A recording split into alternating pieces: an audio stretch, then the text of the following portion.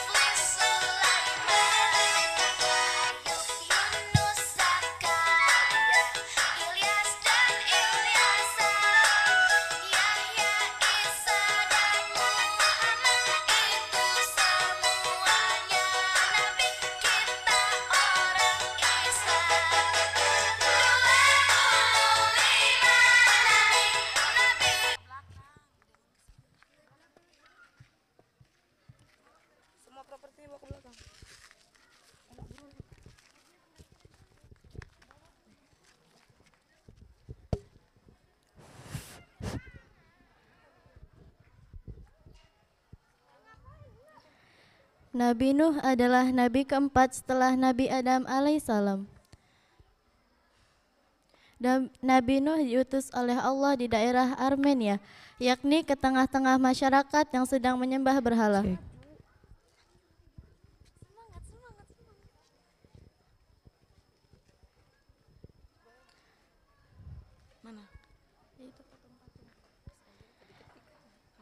Yaitu patung-patung yang dibuat oleh mereka sendiri. Menurut mereka, berhala itu mempunyai kekuatan gaib di atas kemampuan manusia, dan mereka menamakannya sesuai dengan selera mereka sendiri. Kadang mereka menamakannya Wat dan Suwa. Terkadang juga mereka menamakannya Yaghus, Ya'uq, dan Nasr.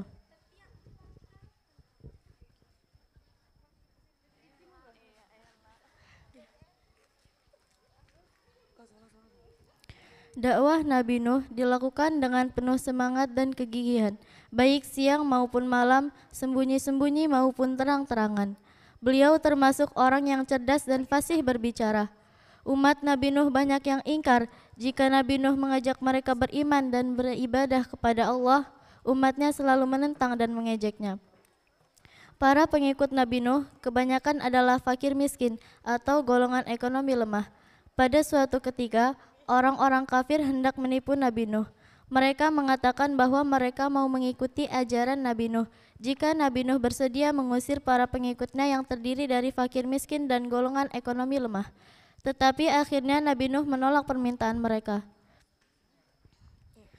Kecerdasan dan kefasihan Nabi Nuh mengalahkan segala hujah orang-orang kafir, sehingga orang-orang kafir itu semakin jengkel dan bahkan menentang Nabi Nuh. Hai Nuh, sesungguhnya kamu telah membantah kami dan kamu telah memperpanjang bantahanmu. Maka datangkanlah azab kepada kami yang kamu ancamkan kepada kami jika kamu termasuk orang yang benar. Hanya Allah yang mendatangkan azab itu kepada kalian jika Allah menghendaki dan kalian sekali-kali tidak akan dapat melepaskan diri. Tidaklah bermanfaat kalian, Dia adalah Tuhan kalian dan kepadanya lah kalian dikembalikan.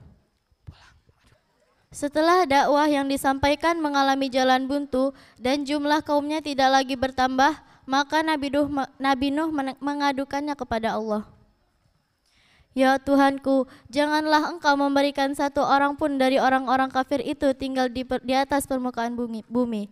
Sesungguhnya jika Engkau biarkan mereka tinggal, niscaya mereka akan menyesatkan hamba-hambamu, dan mereka tidak akan melahirkan anak kecuali anak yang berbuat maksiat lagi, sangat kafir. Allah mengabulkan doa Nabi Nuh. Allah beri petunjuk agar Nabi Nuh membuat kapal yang sangat besar. Dengan kapal itu, Nabi Nuh dan kaumnya yang beriman akan selamat, sedangkan kaum yang ingkar akan ditenggelamkan dengan banjir yang besar. Selagi Nabi Nuh dan pengikutnya membuat kapal di atas bukit, kaumnya yang kafir mengolok-olok dan mengejeknya.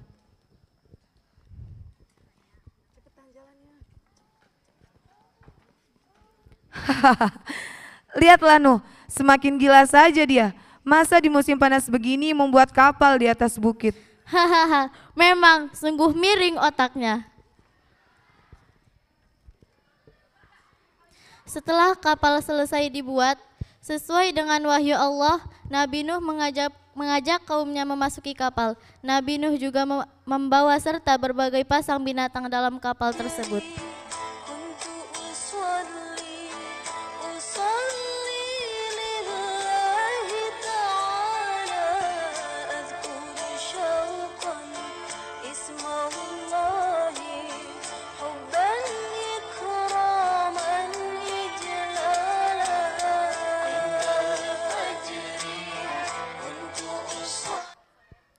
Tidak berapa lama sesudah kaum Nabi Nuh dan berbagai pasang binatang memasuki kapal yang besar itu, langit yang tadinya cerah tiba-tiba berawan. Hujan turun makin lebat, belum pernah terjadi hujan sehebat itu. Rumah-rumah mulai terendam air, ditambah lagi dengan hembusan angin yang membuat orang-orang kafir panik dan kebingungan. Dari kejauhan, Nabi Nuh melihat istri tercintanya dan putra kesayangannya Kan'an yang sedang berlari-lari menuju puncak bukit untuk mencari perlindungan dari air bah yang kian meninggi. Nabi Nuh memanggil keduanya. Istriku, dengarlah aku, kemarilah bersama anak kita. Sudahlah, aku akan pergi bersama Kan'an, kau pergilah sendiri.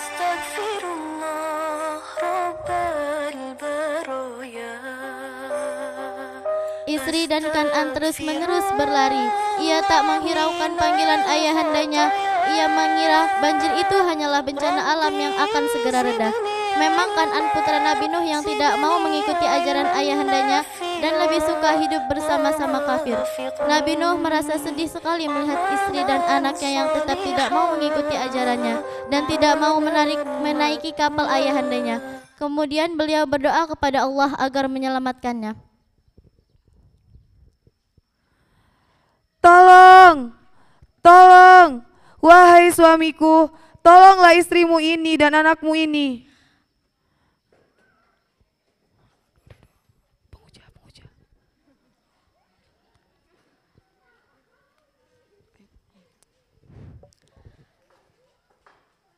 Tolong, tolong kami wahai Nuh, kami butuh pertolonganmu.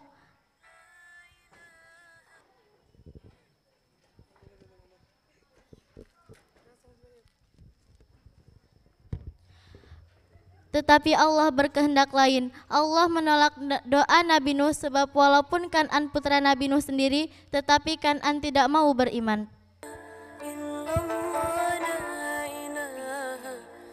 Berdasarkan suatu riwayat, kapal Nabi Nuh dan para pengikutnya berlayar selama 40 hari dan berlabuh di Bukit Al-Judi. Sesudah itu, banjir pun reda dan surut dengan perlahan. Orang-orang kafir dan penentang Nabi Nuh semua binasa tak tersisa.